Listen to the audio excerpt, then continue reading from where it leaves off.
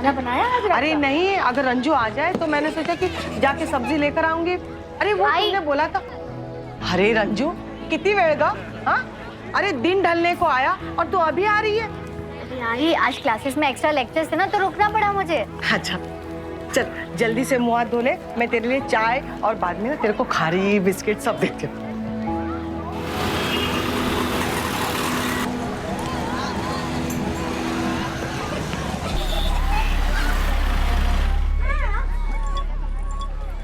अरे ये तो संजू है। आई संजू अचानक कैसी है?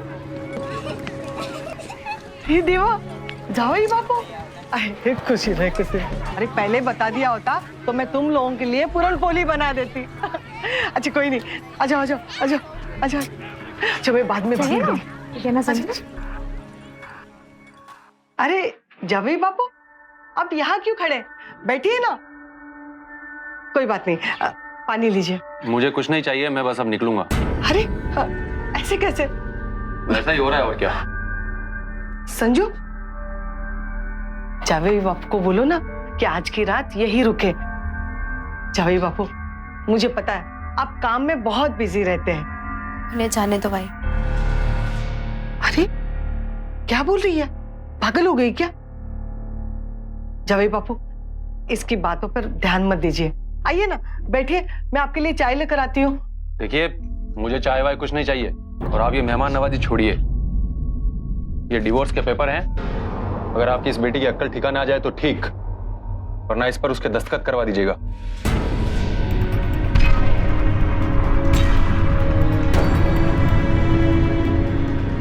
काय बोलताय तुम्ही? जावे बापू, अहो जावे बापू, अरे रुकिए तो। जावे, ये सब क्या हो रहा है? क्या बात है? जमाई बाबू बड़े गुस्से में बाहर निकले, जरूर कुछ तो बात है।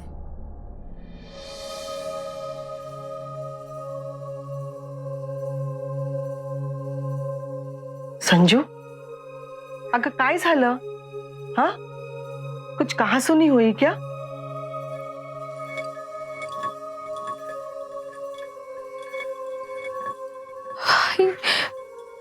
आपको कभी कोई दुख ना हो इसलिए मैंने आपसे कभी कुछ नहीं कहा है।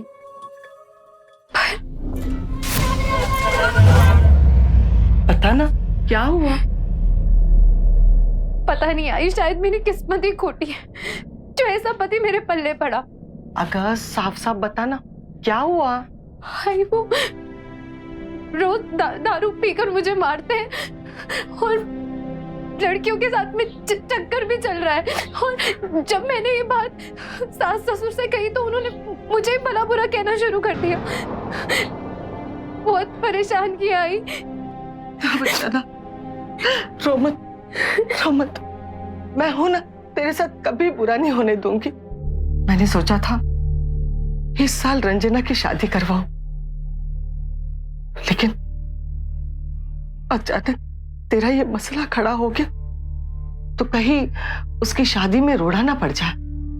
संजू मेरी बात मान ले, तू ससुराल चली जा। नहीं आई, मैं उस काल कोठरी में कभी वापस नहीं जाऊंगी। संजू कोई रास्ता भी तो नहीं है? मैं उस घर में वापस नहीं जाऊंगी, नहीं जाऊंगी उस घर में वापस, फिर चाहे मेरी जान भी क्यों ना चली जाए। संजू, संजू, अरे संजू, संजू, संजू दरवाजा खोल। अरे संजू, संजू दरवाजा खोल। अरे दरवाजा खोल संजू। अरे देख रहा, संजू ने अंदर से बंद कर लिया है, पता नहीं क्या कर रही है। जा सबको बुला कर लेके आ। जा जा जा। संजू, अरे बेटा संजू दरवाजा खोल। अरे संजू दरवाजा खोल। देखिए ना काय झालं? अरे संजू पागल हो गई है क्या? संजू दरवाजा खोल। अरे पागल हो गई है क्या संजू? अरे तू क्या बचाओ? जाओ कोई तो दरवाजा तो खोलो। दरवाजा खोलो। संजू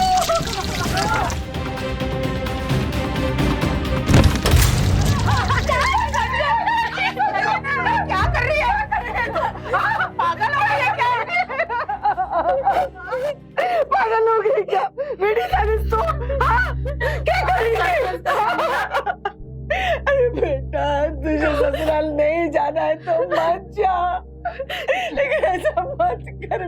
बात को। तुझे मेरे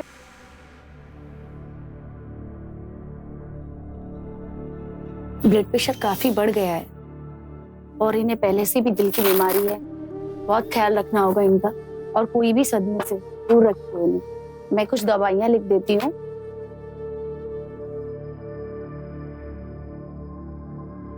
आप आइए।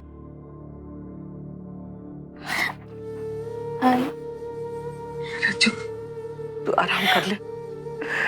मेरी वजह से तुम लोग को बहुत भाग दौड़ करनी पड़ी, बहुत टेंशन हो। जा बेटा, तू आराम कर ले, मैं हूँ मम्मी के पास। जा।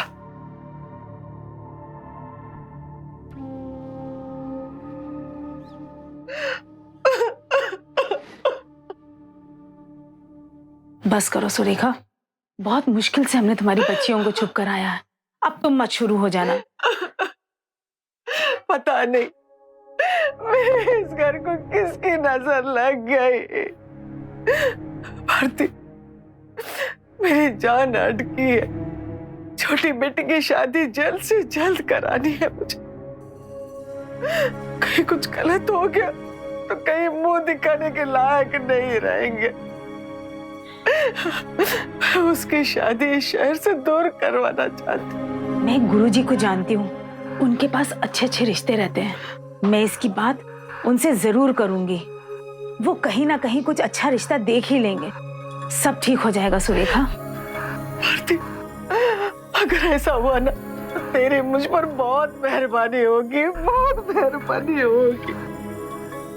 लेकिन भारती, गुरुजी से ये जरूर कहना कि मेरे पास बेटी के अलावा देने के लिए और कुछ ही नहीं है।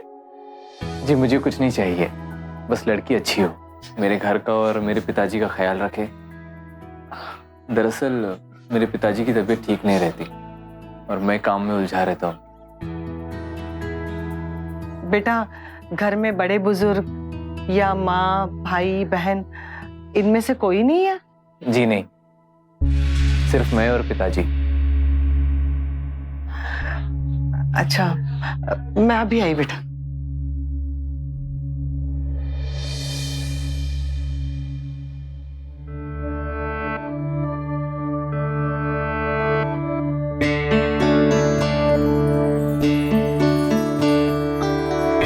रितेश बेटा, ये मेरी बेटी रंजना।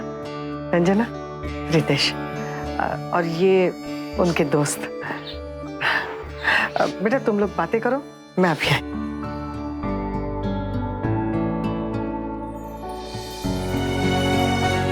अरे भारती, आएगा? अरे क्या किस्मत पाई है मेरी संजू ने। ऐसा घर मिल रहा है जहाँ ना सास ना ननद कोई नहीं है। सब गणपत बप्पा की कृपा है। भगवान ने तेरी सुन ली, तेरी मन की इच्छा पूरी हो गई। पर आई ऐसे कैसे अकेले आ गया लड़की को देखने के लिए अपने दोस्त के साथ? अरे कोई रिश्तेदार नातेदार तो आता साथ में, नहीं तो बड़े बुजुर्ग का भी होना। तू चुप कर। तेरी इसी शकीपना से तूने अपना घर तोड़ दिया, तेरा परिवार तोड़ दिया। अब अपनी बहन के बसते घर में आग मत लगा। पर आई आप मेरी, तू जा ना, जा यहाँ से। भारती, सब गणपति बापा की कृपा है। अरे मैडम, वो क्या देख रहे हैं? ये लीजिए स्ट्रॉबेरी, एकदम नया है, अभी भी मार्केट में आया है। कैसे दे रहे हो? 100 रुपए में 2 पैकेट आएगा। अच्छे तो दिख रहे हैं। चलो ठीक है, 2 पैकेट दे ही दो। एक मिनट मम्मा, आपने सिर्फ ऊपर की चेक करी है, अंदर की तो देख लीजिए। ये बात भी सही है बेटा। दिखाओ तो, खोल के पैकेट खोलो, देखती हूँ अंदर। दो। ये देखिए मैडम, एकदम फ्रेश है। अच्छा, फ्रेश है?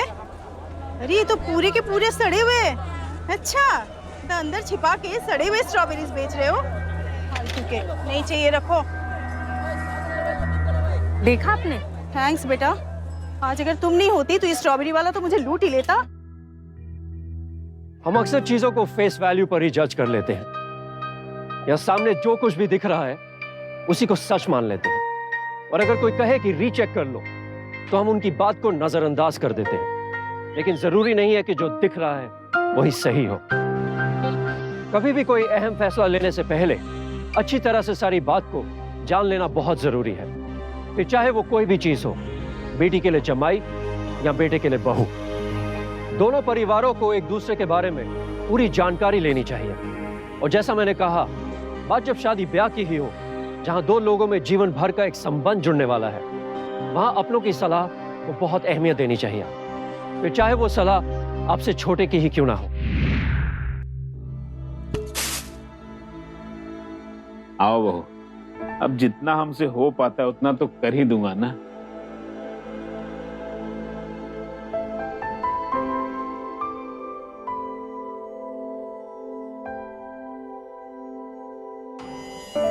खुश रहो। आओ।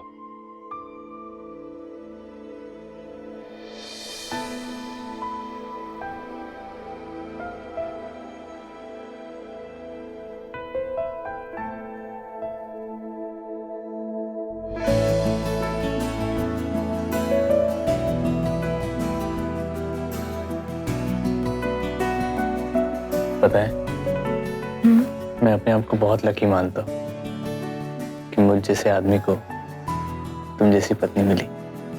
आप ऐसे क्यों कह रहे हैं? आप भी बहुत अच्छे हैं।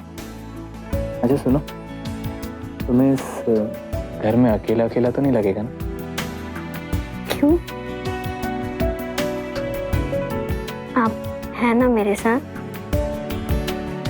हाँ, लेकिन काम के लिए तो जाना पड़ेगा ना। और तुम तो जानती हो कि काम के चक्कर में मैं नासिक जाता हूँ, वहीं पे रहता हूँ। वहीं फैक्ट्री है, नाइट शिफ्ट करता हूँ, दिन रात मेहनत कर रहा हूँ, पैसे जमा कर रहा हूँ, ताकि पिताजी और तुमको वहीं पे लेके चलूं और वहीं घर बसाओ। तब तक यहाँ रहोगी ना? इस घर का, पिताजी का ख्याल रखोगी? जी बिल्कुल। पक्का? पक्का। वादा? वादा।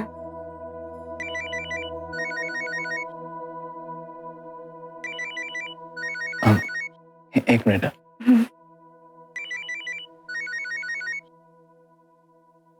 हेलो? क्या फैक्ट्री में आग लग गई? कब? कैसे? हे भगवान, सारा माल जल गया। अरे फायर ब्रिगेड को फोन किया और बॉस को। मैं अभी आता हूँ। मैं इस वक्त गांव में हूँ, थोड़ा टाइम लगेगा। हाँ मैं आ रहा हूँ बस। रंजना, फैक्ट्री में आग लग गई, मुझे अभी जाना होगा। सारा माल जल गया और एक हफ्ते में मुझे फिर से बनाना पड़ेगा। Ranjana, I am very sorry. शादी की रात में तुम्हें इस तरह छोड़ के जा रहा हूँ। कोई बात नहीं, आप जाइए। अपना ख्याल रखना।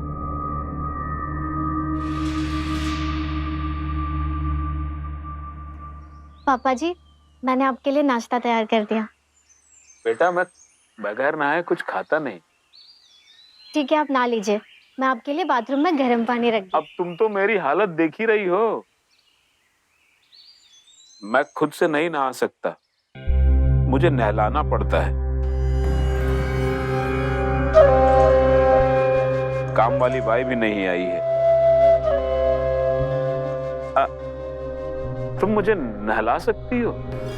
पर पापा जी, मैं कैसे? तो क्या हुआ, मैं खुद से नहा नहीं सकता, अब बगैर नहाए खा नहीं सकता। पापा जी, मैं अभी आई। हाँ देखो, मैं जानता हूँ अभी तक काम वाली ही पिताजी का सारा काम कर रही थी। उसने अचानक से डबल पैसे मांग लिए और इतने पैसे है कहाँ हमारे पास देने के लिए। बस थोड़ा टाइम दो मुझे, मैं दूसरी काम वाली का इंतजाम करता हूँ। प्लीज रंजना, तुम संभाल लोगी ना? हाँ पर मैं बहुत टेंशन में हूँ। यहाँ पूरी फैक्ट्री जल चुकी है और सारी जिम्मेदारी मुझ पर आ चुकी है। रंजना, बस कुछ ही समय की बात है बस। कोई बात नहीं, आपके पिताजी मेरे पिता समान ही है, मैं उनका ध्यान रखूंगी। ठीक है रंजना, तुम बहुत अच्छी हो। Thank you so much. अपनी पत्नी को भी कोई थैंक यू बोलता है क्या? अच्छा, मैं रखती हूँ। बाय।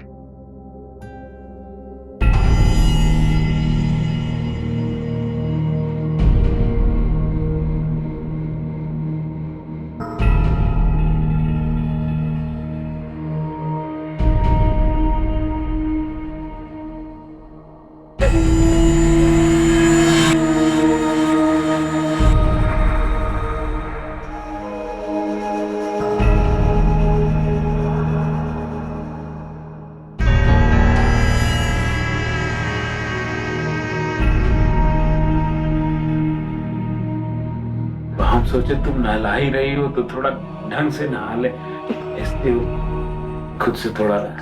जी पापा जी। पापा जी क्या हुआ? बहुत गर्म है। पापा जी आप भी ना बिल्कुल बच्चों की तरह करते हो। माँ बाप बूढ़े हो जाते हैं तो बच्चों जैसे ही हरकतें करते हैं ना। एक मिनट लीजिए, अब मैंने इसमें थोड़ा ठंडा पानी मिला दिया। कुछ ज्यादा ही ठंडा हो गया। पापा जी पानी ज्यादा ठंडा। जी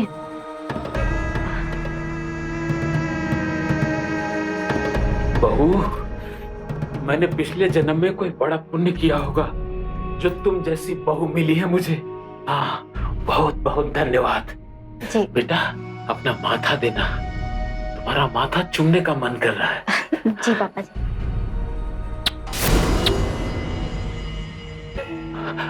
पापा जी उठ नहीं पा रहा हूँ, तकलीफ हो रही उठने में, आशीर्वाद समझ के रख लेना है। बेचारे ससुर जी, उम्र भी आदमी को कितना मजबूर बना देती है। हाँ दीदी। पर जीजू भी तो उन्हें नहला सकते थे ना। दीदी वो तो शादी के रात ही फैक्ट्री चले गए थे। क्या? तो तूने सुहाग रात नहीं मनाई? नहीं।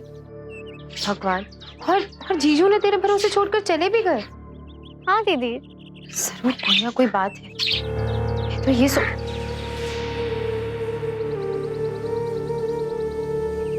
रंजू, नमस्ते आई। तू इसकी बात पर ध्यान मत दे, ये तो है ही शकी। देख, तू अपना घर, पति, ससुर का ख्याल रखना। हाँ, तुम्हारे सर से बचपन में ही पिता का साया ईश्वर ने छीन लिया था। अब ससुर ही तेरे पिता के समान है। जी आई। अच्छा अब मैं रखती हूँ, ठीक है? चल, बाय।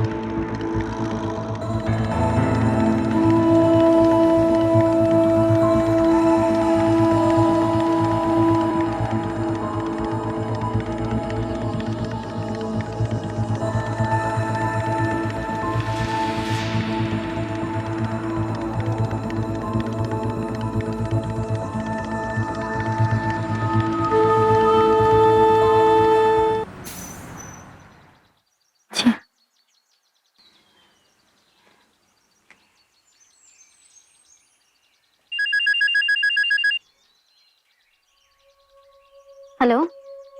हेलो रंजू, मेरा कोई खत या कोरियर आया है क्या? प्लीज उसे नासिक वाले एड्रेस पे भेज देना। हाँ। पता लिखो। एक मिनट। हाँ जी। Ritesh Patil, 304D new city road, Nashik.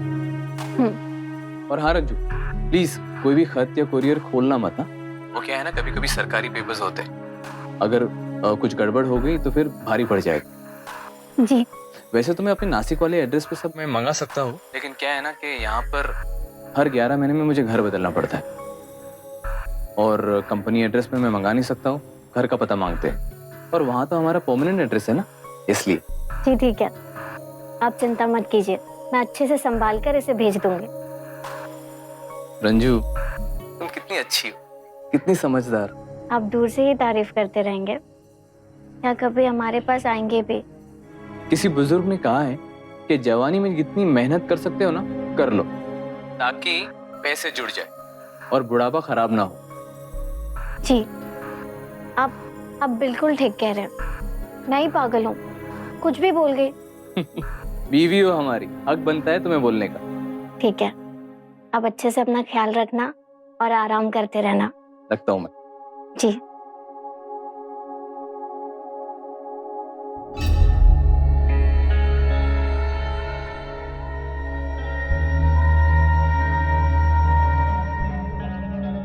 आ जाइए, खाना तैयार है।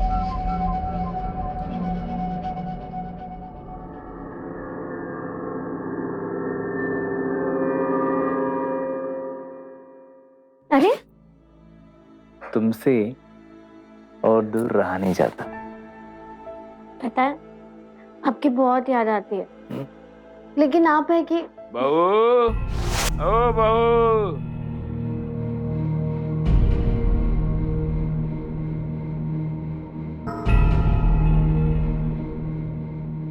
दर्द सर सर फटा जा रहा है, समझ में नहीं आ रहा है क्या करूं। पापा जी, मेहरबानी करके जरा बाम मल दोगी सर पे? पापा जी आप भी ना ऐसी बात क्या कर रहे हैं? इसमें मेहरबानी क्या हुई? लाइए, मैं आपको बाम लगा देती हूँ।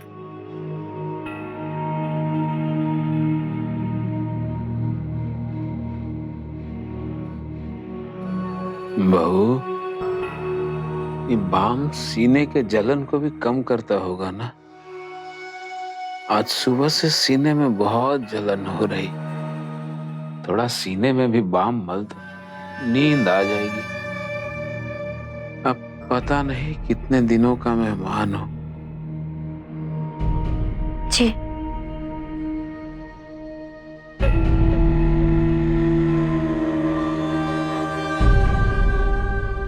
बहू, तुम्हारे हाथ तो बिल्कुल माँ के जैसे, वो भी वैसे ही बाम मलती थी, बड़ा सुकून मिलता था। माँ? आपकी माँ पापा जी? नहीं, रितेश की माँ, तुम्हारी सास। बहुत पुण्य का काम कर रही हो बहू, भगवान सदा सुखी रखे। मेरा आशीर्वाद तुम्हारे साथ है।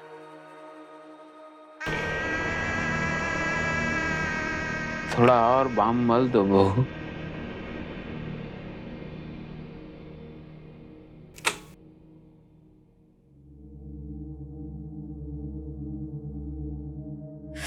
मेरे सर में दर्द क्यों हो रहा है?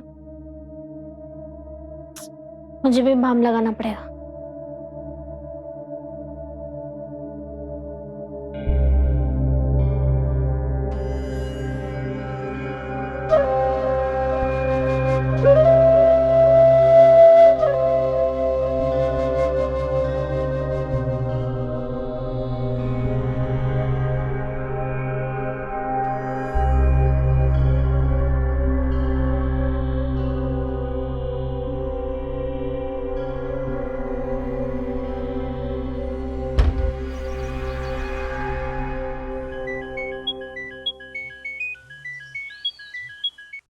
हेलो। हाँ रंजू। सुनिए, मेरे फोन की चार्जिंग बिल्कुल खत्म हो गई है। फोन किसी भी वक्त ऑफ हो सकता है। अरे कोई बात नहीं, मैं पापा के मोबाइल पे फोन करता हूँ। जी ठीक है।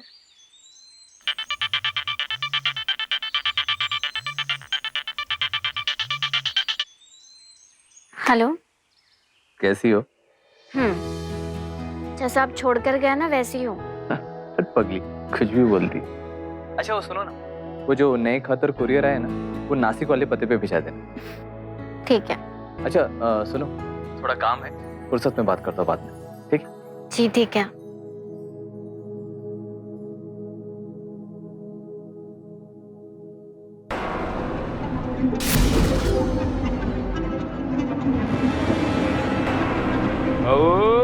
हाँ हाँ, मेरी तबीयत ठीक नहीं है।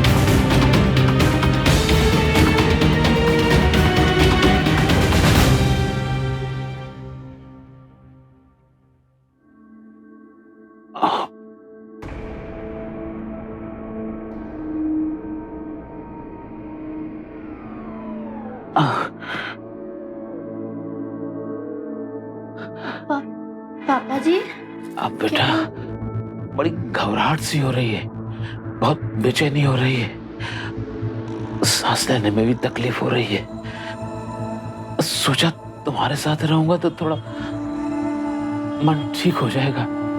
मैं लेट जाऊं?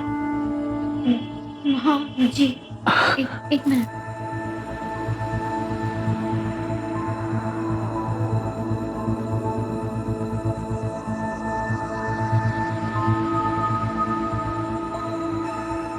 घबराहट से लग रही थी।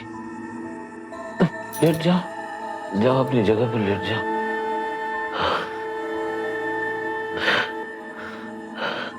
लेट जाओ, लेट जाओ। जी।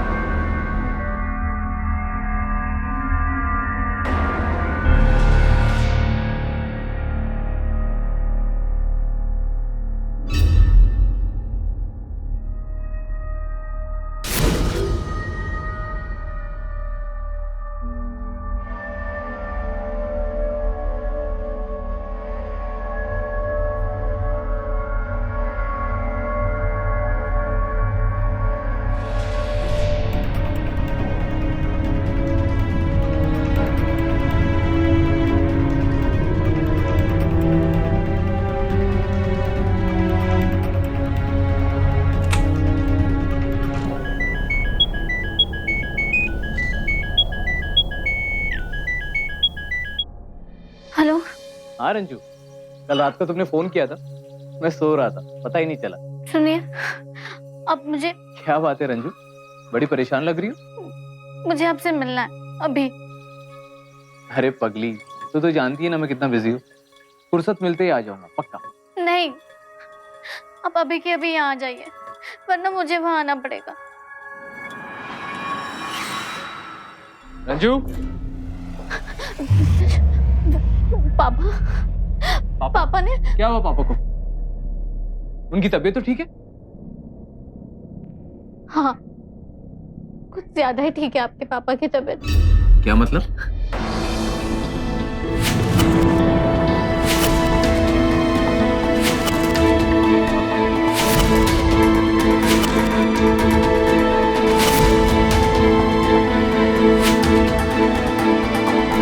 तुम्हारा दिमाग खराब है? तुम्हारी हिम्मत कैसे हुई मेरे पापा के बारे में ये सब कुछ कहने की? मैं सच कह रही हूँ। आप वहाँ नासिक में हैं और मुझे रोज सब भुगतना पड़ता है।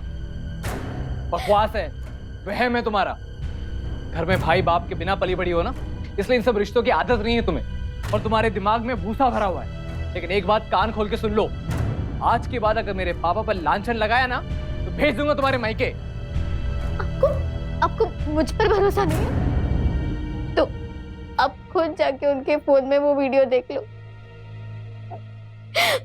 मेरी गंदी तस्वीरें मेरा वीडियो बना कर रखा उन्होंने। नहीं, ऐसा नहीं हो सकता। अभी देखता हूं मैं।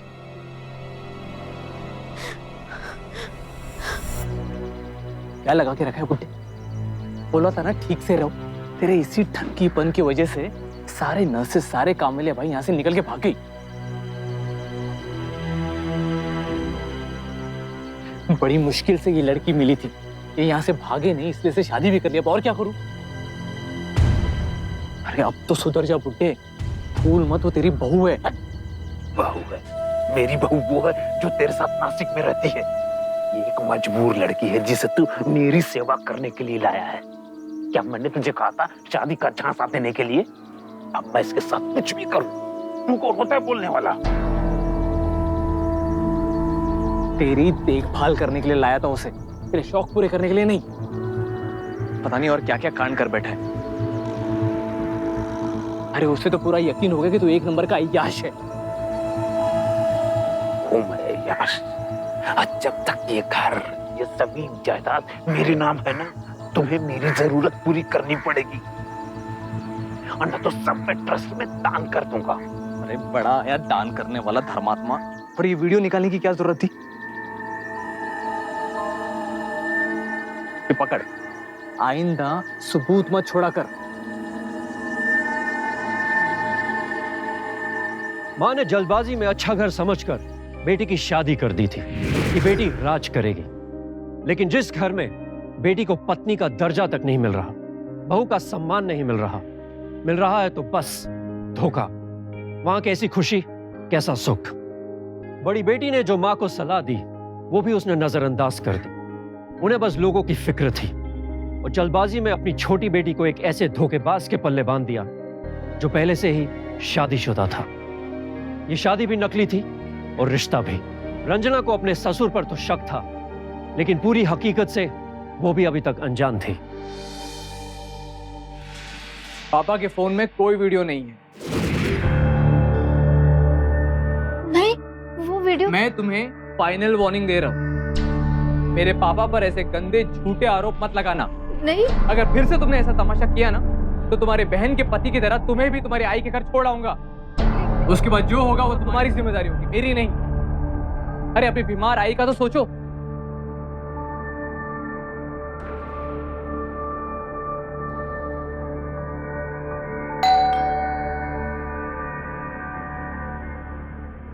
पापा जी मैं आती हूँ।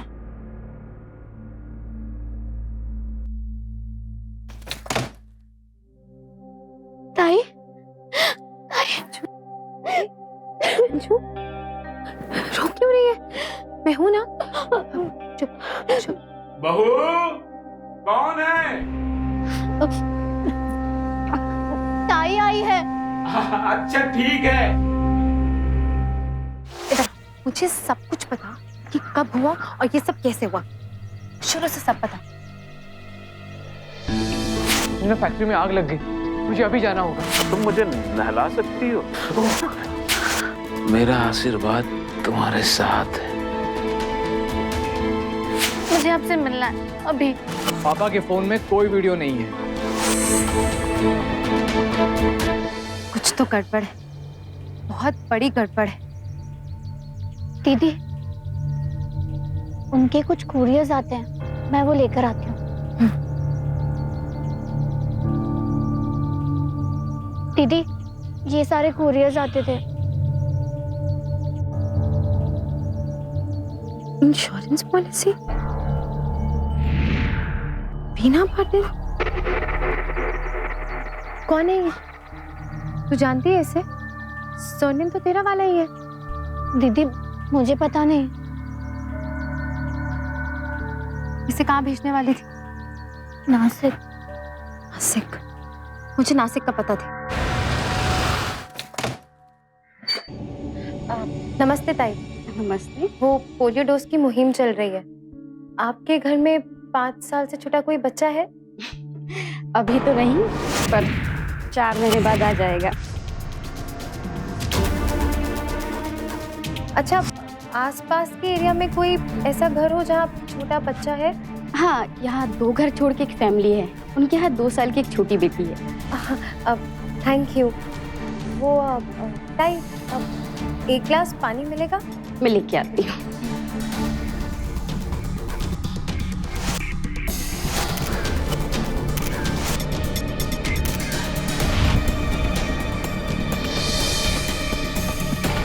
हेलो रंजू, मेरा शक बिल्कुल ठीक निकला। यहाँ तो पूरे के पूरे कुएं में भांग पड़ी हुई है।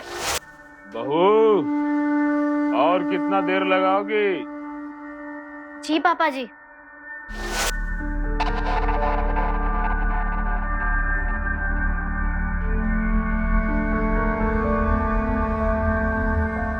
लीजिए पापा जी।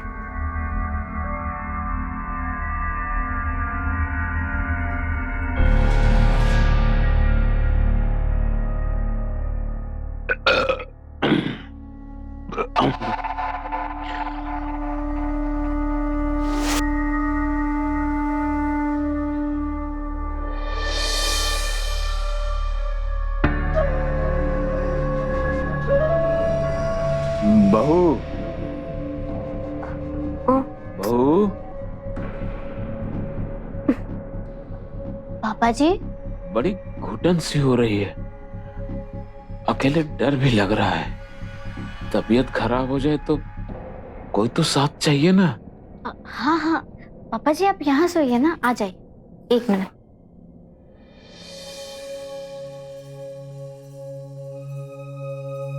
पापा जी अब आप आराम कीजिए, लाइए मैं आपका सर दबा देती हूँ, आपको अच्छी नींद आ जाएगी। भगवान तुम्हारा भला करे रंजना।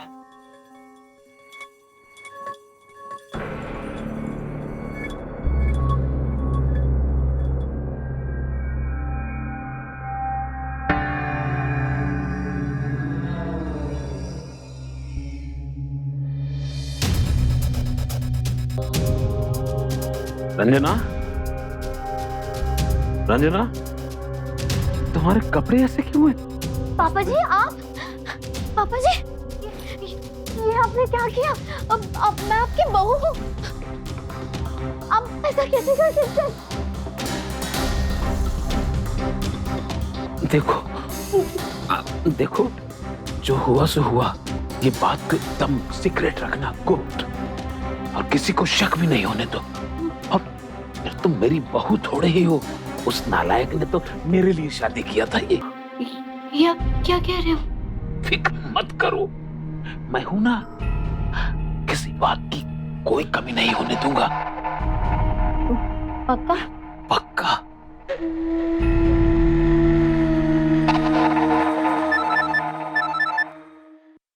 हेलो, मुबारक हो रितेश जी, इतनी बड़ी बात आपने हमसे छिपाई क्यों?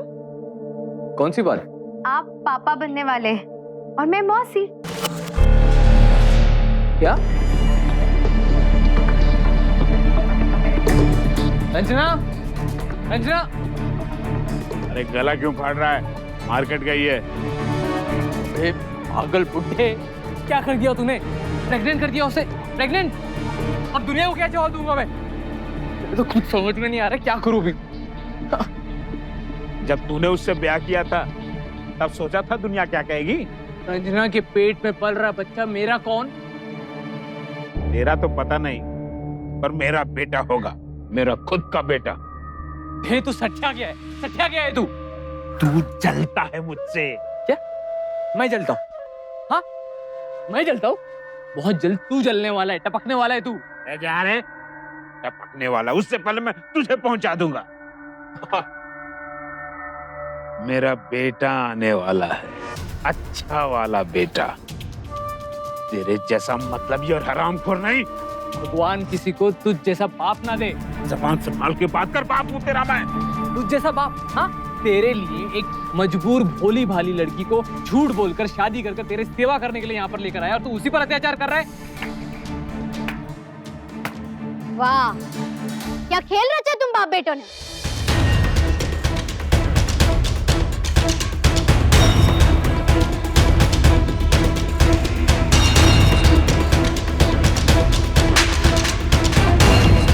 अपने आप को पति कहते हो तुम? अरे तुमने तो मेरी जिंदगी बर्बाद कर दी। दो शादी की सजा तो तुझे मिलेगी, समझे तो? और ये खुदा खुसड़ बेटे समान बहू के साथ छेड़छाड़ी करता है तो मैं छोड़ूंगी नहीं। मैडम प्लीज कानून अपने हाथ में मत लीजिए, प्लीज। इंस्पेक्टर साहब, इसकी बनाई हुई वीडियो और अभी की बातचीत की सारी रिकॉर्डिंग है हमारे पास। ये कड़ी से कड़ी सजा होनी चाहिए। ले जाओ इन्हें।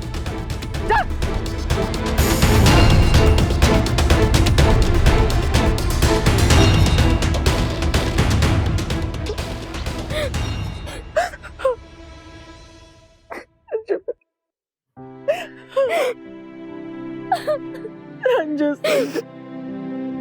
मुझे माफ कर दो, मला माफ करा। मेरी गलती की वजह से तुम लोगों को ये सब सहना पड़ा। काश मैं शादी से पहले तहकीकात कर लेते तो ये सब कुछ तुम लोगों को सहना नहीं पड़ता। समझदारी और हिम्मत, ये दो गुण अगर इंसान में हो तो वो हर नरक से बाहर आने में कामयाब हो सकता है। और यहां तसल्ली इस बात की भी है कि सुधीर को रंजना के शारीरिक शोषण करने के जुर्म में 2 साल और पति रितेश को धोखा देके दूसरी शादी के जुर्म में 7 साल की सजा हुई। लेकिन सोचने वाली बात यह है कि हम इस तरह के आपराधिक सोच वाले लोगों को मौका ही क्यों देते हैं। अपने जीवन के सभी अहम फैसलों में अगर हम जरा सी सावधानी बरतें और अपने शुभचिंतकों की राय को ठंडे दिमाग से सुने और उन पे अमल करें, जरूरत है सतर्क रहने की। फिर मिलेंगे महाराष्ट्र में जुर्म से जंग की एक और ऐसी सत्य घटना के साथ। सावधान महाराष्ट्र, फाइट बैक नाउ। आता बस।